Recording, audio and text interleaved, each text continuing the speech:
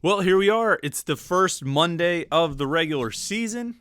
Pat Narduzzi will have his first in-season press conference later today. We will get the first official set of game notes today, which should include the first official Two Deep today. This is when we're really kicking into the regular season schedule here, leading up to Saturday's season opener. Pitt at Kent State. Come on now. Pitt against Kent State at Acrisure Stadium. Saturday afternoon. Looking forward to that one in a big way, and excited to finally be in game week mode. I know we talked about it a little bit last week of training camp coming to a close, but it's exciting to finally have, this is game week. This is when we're settling into the routine and the regular schedule. Some college football games over the weekend, some of them involving the ACC, a few things to observe about that today. Captains were announced on Friday. We got that to talk about, some changes to the transfer portal window, and all kinds of things. A little bit of Kent State, some Kent State nuggets we'll throw out there, and just general thoughts on the team. So we got a lot of stuff for you today on Monday to get your week started. Let's dive into it on the Morning Pitt right here on youtube.com/Panther-Lair.com.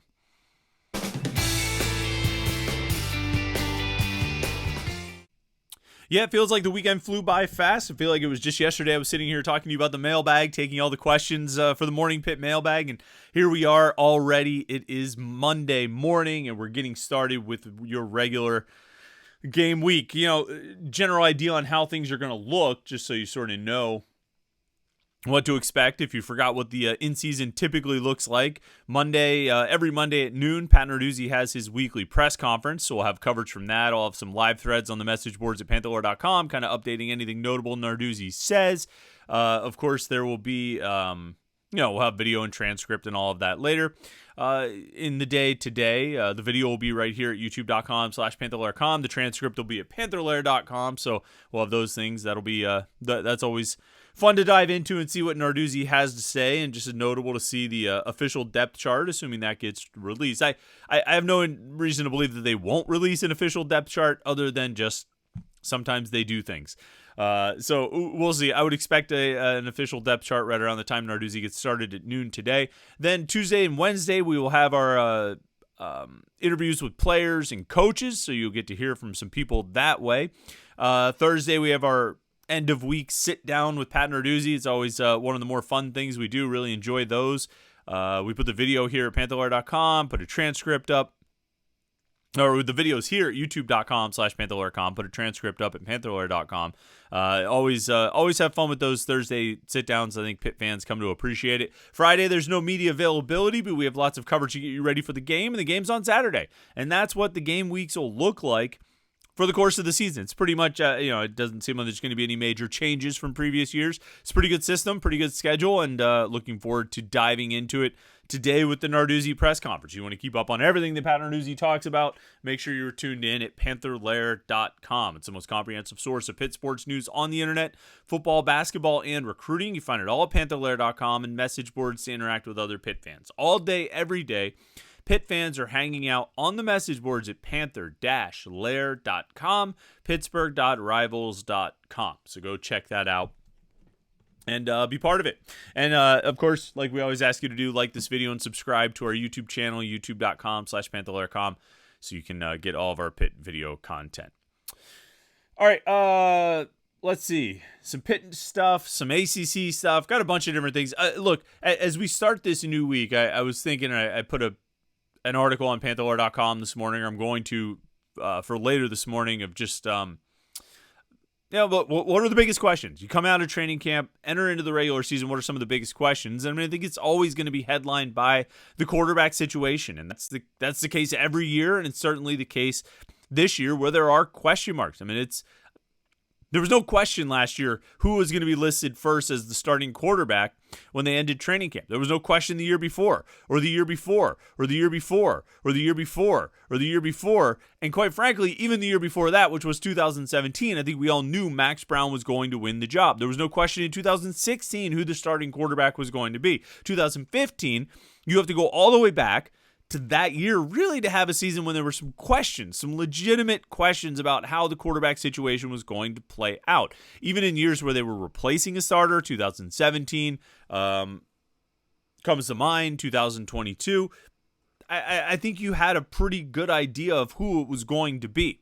They put it off with Max Brown and Ben DiNucci, didn't announce it, but everybody knew it was going to be Max Brown in 2017. 2022, they put it off with Keaton Slovis and Nick Patty, but everybody knew it was going to be Slovis.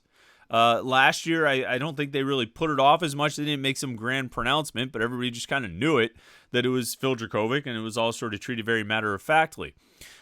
This year, I think there's bigger questions than there have been in any of those years. I mean, even Kenny Pickett's first full year as a starter, he came into that having started the Miami game and winning the Miami game at the end of the previous season. So everybody knew Kenny Pickett was the starting quarterback. There was no question there. And so you get to this year, and there are questions. There are big questions. And look, maybe I'll end up being completely wrong about this, and they'll release a depth chart today. They very clearly list Nate Yarnell first and Eli Holstein second, and that'll just be it. I'm guessing it's more likely that there will be an or. It'll be Nate Yarnell or Eli Holstein. And if it is just Yarnell listed as the starter, if Pat Narduzzi wants to come out at his noon press conference today and say Nate Yarnell is going to be his starter, I would not be surprised in the least if there's a caveat added on that, but we're going to get Eli Holstein some time, and we'll see where it goes from there. I really think that's the general plan here. I've sort of embraced the idea of it eventually being Holstein's job, of Eli Holstein eventually winning this job away at some point during this season, probably earlier rather than later.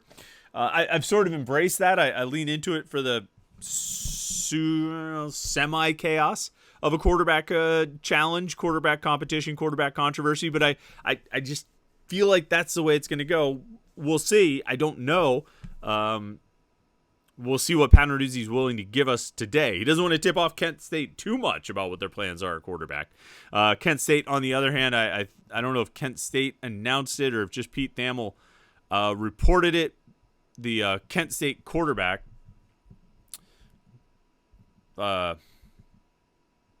Devin Cargman, there it is. Oh, no, they officially... No, Pete Thamel reported it last week. I forget. I haven't seen if Kent State actually announced it. It doesn't matter. Devin Cargman was the starting quarterback in Kent State's final game last season. Fun little nugget about that. The starter for the first 8 games was a young man named Michael Alamo. And if you are a Pitt fan of a certain age, if you've been around for a few years, you might remember Michael Alamo and his older brother, Matthew Alamo, because his brother, Matthew Alamo, was committed to Pitt in the recruiting class of 2018. He's a tight end out of New Jersey. Matt was.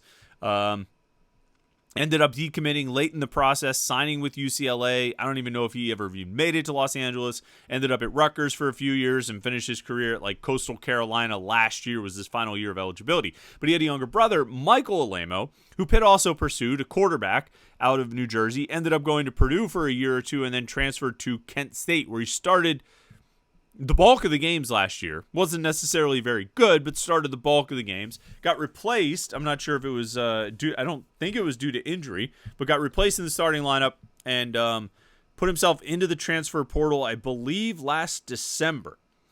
And no clear indication that he ever ended up anywhere. So he won't be on the roster, but Devin Krugman, is that what we said his name is? I already forgot. Cargman, will be the starting quarterback for Kent State. And, it's interesting. There were 2 ACC games over the weekend and involving teams that are certainly getting talked about a lot. Florida State getting talked about a lot because it's Florida State and because of all the nonsense noise they've made all offseason. SMU playing in another game and SMU getting talked about a lot for what is expected to be a very good quarterback returning for them. And in addition to just being the new addition to the ACC and, potentially being a team that could make some noise in the conference, although we can have a separate discussion about that. I made a brief reference there to Preston Stone, the SMU quarterback, and it's interesting because all 3 of the teams that played this weekend, all 3 of the ACC teams, Florida State, Georgia Tech, and SMU, all have noteworthy name recognition quarterbacks, at least within the ACC. I think most people who are aware of the ACC, who follow the ACC, certainly people who cover the ACC, and probably fans who keep something more than just a passing interest in the conference, are well aware of the quarterbacks for those 3 teams. DJ Uyagalele from Florida State, previously of Oregon State, previously of Clemson, Haynes King at Georgia Tech, and then Preston Stone at SMU. Three guys who are getting talked about a lot, in this ACC of, this conference that's sort of getting some recognition preseason for the caliber of its quarterbacks. Those are three guys who get mentioned a lot, and I think we saw interesting things about all three guys over the weekend. I think we saw that DJU is kind of still who he was at Clemson. I think, well, the first thing I should say, all right, before we even go any further talking about these guys at all, and we'll get back to Pitt in a second, but this is something I wanted to talk about because there were ACC games, at least one of them involving a team that Pitt will face this season. The other game involving two teams that are just prominent in the conference. It's very important to keep in mind in any of these conversations, and it'll be important to keep in mind when we have these conversations this coming weekend, that it was the first game of the season. In the case of Florida State and Georgia Tech, they went to friggin' Ireland. All right? We're not going to read too much in. I think these first games, this first weekend of games, can serve for confirmation bias as much as anything. I thought DJU was going to stink again because he wasn't really all that good at Clemson. Well, he wasn't really all that great playing against Georgia Tech. I think Haynes King is going to be a difference maker. Well, he kind of was a difference maker. I think Preston Stone can be pretty good. Preston Stone at SMU ends up with like 250 passing yards, but close to half of those came in the fourth quarter as he was engineering a comeback. SMU, a 4-touchdown favorite, barely squeaks by against Nevada, but they squeaked by against Nevada because Preston Stone came alive in the fourth quarter and made some big throws. I mean, their first touchdown drive was mostly running plays, but he did have a 49-yard pass on a 90-yard drive. And then the second one, I think he threw for 70, 80 yards on the what ultimately proved to be the game-winning touchdown drive. And so if you expected Preston Stone to be good for SMU, that you kind of got that confirmed for you. You know what I mean? You probably had your thoughts about Haynes King and DJU confirmed as well. But it was interesting to see all those teams in action. I mean, shout out to Georgia Tech for the upset win. Shout out to the College Football Playoff Committee for the College Football Playoff for making it a 12-team playoff so that Florida State's hopes are not dashed. They'll have to wait a few more weeks before their hopes are officially dashed. In the meantime, they're only temporarily dashed, but it's a 12-team playoff. They can certainly climb back in. But it was interesting to see. It was especially interesting. The last thing I'll say about the Florida State-Georgia Tech game is it was interesting to see, like, right off the bat, both teams went up and down the field. It was like, holy cow, they're going to score 80 points in this game, 90 points in this game. And then it settled down, and it became sort of a battle of the line of scrimmage, and Georgia Tech ultimately was in charge of that. And so shout out to Georgia Tech for the strong offensive line play, for the strong play overall along the line of scrimmage. And now we'll see how Florida State bounces back. Obviously, Georgia Tech has a great springboard for its season. Florida State's got to show that it can bounce back now. So that was on Saturday. Noon game on Saturday. I love it. The day before, there was a little bit of news out of Pitt as the Panthers announced their captains for the 2024 season. Now, I don't know. We never really talked about like the betting favorites. I think there were a few guys we expected to see. There were some guys that we expected to see who made the cut and some guys we expected to see who didn't make the cut. The ultimate right answer of the four captains for the season, Branson Taylor, Kanate Mumfield, Gavin Bartholomew, and Brandon George. Three players from the offensive side, one from the defense. I think in the past there's been an effort to sort of balance it, offense, defense, special teams. This year that certainly wasn't the case. This was done on a player vote, and these are the guys they came up with. I would say not really surprised about Mumfield or El Barto or even Brandon George. I think if I had to place bets on who would be, let's say if you told me there's going to be four captains, who would you put as the four favorites? I would say Mumfield, Bartholomew, George, and probably Donovan McMillan. McMillan has been such a face of the program this offseason. He's been featured prominently in social media. He went to the ACC Media Days and all that stuff. I thought he would be, and obviously is one of the best returning players on defense, one of the best returning players on the team. I thought he would end up in that position as a captain. That didn't happen. They only took Brandon George from the offense, or from the defense, and added Branson Taylor from the offense. Konate Mumfield is probably a guy we don't talk about enough as a low-key leader. If you go back to Media Day, Pitt Media Day, we asked all the players, like, who's emerging as a leader? Who's been a leader for you guys this offseason? And a bunch of the offensive guys said Konate Mumfield, but they said he doesn't talk a lot. He's not that loud, rah-rah talker. He goes to work, and he sets the example, and everybody else sort of follows his lead. Everybody else in the receiver room, everybody else in the offense, they sort of follow his lead. And I remember joking with, I forget who I was talking to. It might have been I think I was at a table with Desmond Reed and Sincere Lee, and we were talking about Mumfield and he doesn't make a lot of noise and this kind of thing. And that's sort of the case with the offense. There's not a lot of big talkers on the offense. I think Rodney Hammond has the potential to be a talker, but I don't know if he really does it on the field as much. I don't know if he's really that kind of guy. I don't think Mumfield is. Mumfield's a quiet guy. I think Alberto can get kind of riled up, and he probably is the guy who's gonna, could maybe rally the team with an inspirational speech.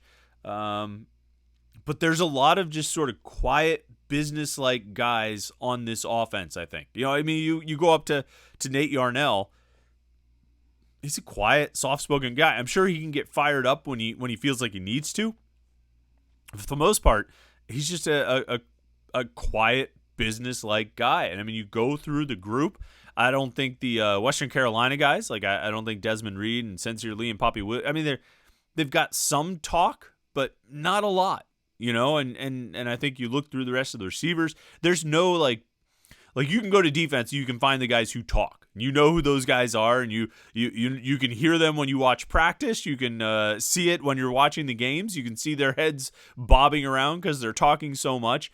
That's a loud, boisterous group on defense. With guys like PJ O'Brien. I think McMillan is a talker. I think some of the linebackers.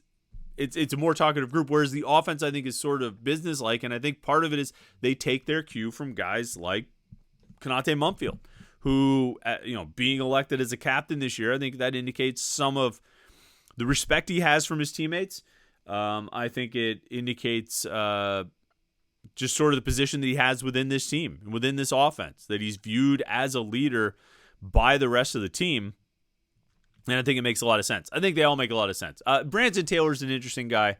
I don't typically think of him as being in a leadership position for the team, but he is a veteran player, returning starter, an offensive lineman, plays, arguably the most important offensive line position is the left tackle. You could certainly make a case for center too, but blocking the blind side, that's important. I think another business-like guy, workman-like guy, and but clearly respected by his teammates. So those are your captains: Mumfield, Alberto, Brandon George, and Branson Taylor. You'll see those guys go out and call the coin toss against Kent State on Saturday at Acrisure Stadium. And the last thing I did want to get to, just it came out over the weekend, and who knows, we might spend more time on this another time. The NCAA considering eliminating the spring transfer portal window and making one transfer portal window about 30 days from the first week of December to the first week of January, and all the transfers outside of coaching changes have to happen then. I'm sure that, it's fine with me. I was oh, do I have an opinion on this? I don't, I think it's tougher and tougher to rein in player movement. I think as you continue taking restrictions off player movement, it gets harder to sort of put restrictions back on, but this might be one that they can put a restriction on. I think the coaches have a valid reason for wanting this. A lot of it, is coaches wanting to restrict player movement. That's why there's a lot of the rules, and they feel like they're getting a pretty unfair end of the stick, which in some cases they're right, the coaches here. But I think in this case, yes, you can give players freedom of movement. You can let them move around. You can let them go. But at some point, the coaches in the program do need to have some kind of reasonable cutoff date where they know the status of their team, where they know who they're going to have on the roster, how long they're going to have them, who they're going to have for the upcoming season. And, this past year, this year and last year, and I think the year before that, it was May 1st. May 1st was like the last day that you could enter the transfer portal in the spring. So, it wasn't the last day you could come out, but it was the last day you could enter. And so you if you're a coach, you're sweating it until May 1st. You're like, I don't know. Somebody else might go into the portal. Jordan Addison went in right around like May 1st. Like, you might lose a really important guy literally, less than 4 months from the start of your season. And with no real with some opportunity to grab guys, because there might be guys in that spring portal window. But I think coaches would willingly sacrifice the ability to add players in the spring if it meant not losing any more players in the spring. So you create this December window, this winter portal window, and make that the lone window. And I think it gives the coaches at least a little bit of peace of mind. Not a lot. There's still the portal, and that's still a thing. But at least a little bit of peace of mind that when you get into spring camp, that's pretty much, that roster is going to be there for you in the summer, be there for you in the fall. And I think that helps. And I don't think it's an unreasonable or overbearing request from the coaches to say like, oh, okay, fine. Can you at least do this? Can you at least cut it down to one window as opposed to the spring window? Because the spring window breeds desperation. I mean, the spring window is when schools get really desperate to add pieces. And I think that's when you probably run into a higher percentage of tampering in the spring than you do in the winter. Not that there's not tampering in the winter, but I imagine you have a higher percentage in the spring because schools are desperate. They're like, oh crap, we really need a D tackle, or we really need a left tackle, or we really need a corner. Here's the best guy. Get word to him that we tried in December and he said no then, but we're up on the offer. We will come back to you. And I mean, I think desperation ends up with like Pitt losing some prominent players in the spring transfer portal window. I think you cut down on that if you just have the one portal window. And it also, I think the market in the spring is crazy. I think players in the spring, because it's a smaller market, I think it's very much a seller's market. I said this a lot in the spring. I think players who are in the portal during the spring window, very much a seller's market. They're setting the price, and it doesn't matter if it's in line with what the market, sort of determined in December.